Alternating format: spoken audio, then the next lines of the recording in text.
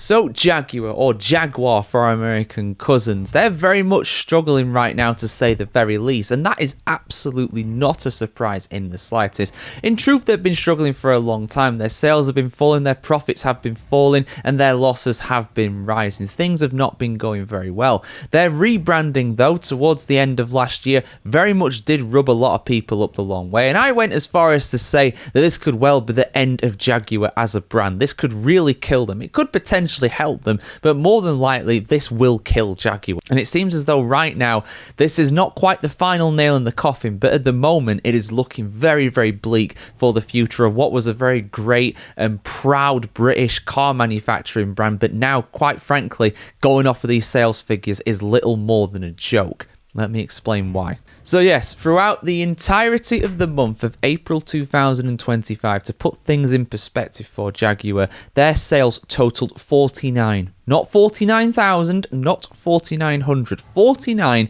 across the entire continent of Europe, including, of course, the United Kingdom, where they are based and from. 49 vehicles.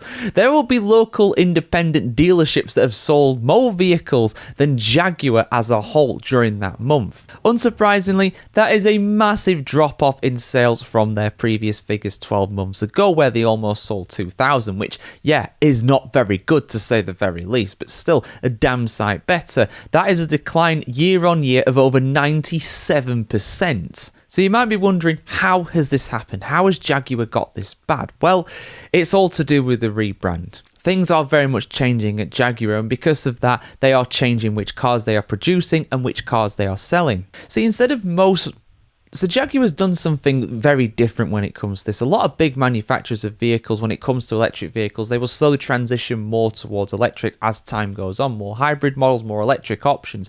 Jaguar, though, has just seemed to pull the cord out, for lack of a better term, and just go, you know what, we're going to go all in on electric. We are not going to do a stage things here. We are going to just start right now, pretty much. But those electric vehicles are not here yet. They've still got a ways to go. And because of this approach where they just switched to all electric, it's meant that some models such as the XF has just halted production. They're not making anymore, so therefore they can't really sell anymore. And the reason for this harsh change is basically because they were losing money. The models they were producing were not gaining them any kind of profit, so they had to do something harsh. They couldn't keep making cars that were not making them any money. However, Jaguar are not alone. Jaguar are part of Jaguar Land Rover alongside Land Rover, and they, JLR, have actually recorded record profits. For the end of the financial year 2025, so going April to April 24 to 25, they actually posted around £2.5 billion in profit. That's over $3 billion US dollars.